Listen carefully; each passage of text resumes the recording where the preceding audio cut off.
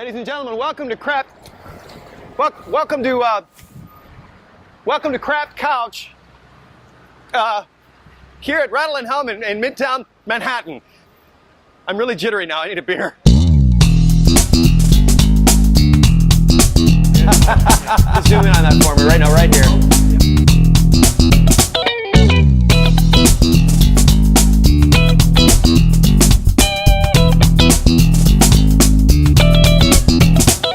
We do this every year. We go to a different city.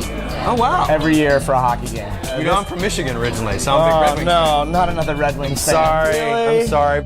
Ladies and gentlemen, welcome back to Craft Couch here at Rattle and Hum West in Midtown Manhattan, 39th, just off of Times Square. We're at the center of the world right now. We have the very, very great opportunity to get some of the best brewers in the entire world, and also, obviously, here in the United States to come and chat with us at this wonderful, very comfortable lounge. It's a nice sofa. Please, sir, if you would, your name and your position. I am Dan Kopman. I am the co-founder of Schlafly Beer. And we, the Happy Hour guys, are big fans of Schlafly because we've worked in St. Louis and we know you guys. We have fun. And what you've done for the city of St. Louis. Tell me again, you started, if I'm doing my research right, I believe it's 91? Opened in December 91. 91. So we had to get a law changed to allow for us to open. We did that in the late 80s. Yep. And then I moved back from England in the summer of 91. We started construction and we opened in December. So these guys were part of a generation, basically, we'll call it the quote-unquote first generation of American craft brewers, maybe at the top of the second, but that not only had to work very hard to raise money, but they also had to fight local government to exist. So you guys fought that good fight. Yes, we fought it on a number of occasions. So the first occasion was to get essentially what would be a retail license for breweries, right for that. Before that time, a brewer in the state of Missouri could only own a retail license if it was a 60,000 seat sports stadium, otherwise known as Busch Stadium. Otherwise known as Busch Stadium. I remember hearing about that. And we got another law changed to allow us to sell to a wholesaler, not self-distribute, but sell to a wholesaler. And then in 2003, we got the sort of ultimate law passed that allows a brewery in Missouri to have a retail license and also self-distribute or sell to wholesaler. Do all the young craft brewers who have come since then, do any of them ever come to you and say, especially the craft brewers in Missouri, do they ever come to you and say, thank you for doing the work that we now don't have to do? Do they ever do that? You know, they often do, but they don't necessarily shy away from taking a tap handle if they can get one. Part of our cause, if a brewery like Schlafly had two missions, a lot of breweries had only one mission, I'd say, and that was to change beer culture in their town, their region, or in the country. Yeah. We're a little different. We had that as part of our mission to change the beer culture in St. Louis, and there was no city where that was going to be more difficult, given the presence of Anheuser-Busch as not only the world's largest brewer at the time, but also really St. Louis was the only city with a local brewer left. It was a one-horse town, essentially. Right. How important is New York to you guys? Now you distribute to the state of New York. How important is this city, New York City? Right. Is it important for you guys to be here? I think it's important. It has been important. Sorry, excuse me. It's been a long weekend.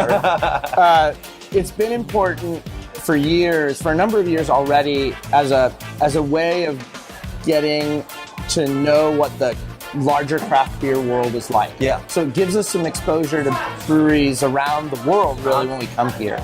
And the world drinks in New York. Right, the world drinks here, so the press is here as well. Yeah. We sell 300 miles from St. Louis, which is the cities around like Chicago and Indianapolis, etc. Yep. And then we jump over. Yeah. And we sell in New York City, and we sell in the Washington, D.C. metro area. Right. The goal is to be part of the New York City beer scene, not the New York State. And maybe to come to a Rangers game every now and then. And come to a Rangers game. What changes in the craft beer industry that you've seen since you've been in business? I mean, I think everybody had an idea of where things were going. You had a mission, you had a dream. Right. But what were the things that happened that have really blown your mind? Right. Like you didn't see that coming. I think the sheer size of it, to begin with, is the first noticeable, dramatic impact of it. I mean, I remember when craft brewers small independent brewers, we're 2% of the market. We're right. 12 to 14%. Even with the breweries that have been sold, that are no longer independent and small, right. with the breweries that have been bought by larger breweries, multinational breweries, we're still 12 to 14%. Wow. And that's pretty remarkable. So as a brewer, for Schlafly beer, I would say the biggest change we're having to go through is thinking a little bigger than we originally thought. Yeah. Because when we opened, it was all about survival. We were in the same time as Anheuser-Busch. People basically gave us a week. It must have been amazing. And we made it through the first week, and then we made it through the first month, year, et cetera, and we're still here. But in running the company, size was never important to us in many respects. Right. We grew as big as we grew because of the market just pulled us along. Well, and people love you guys. Start things off.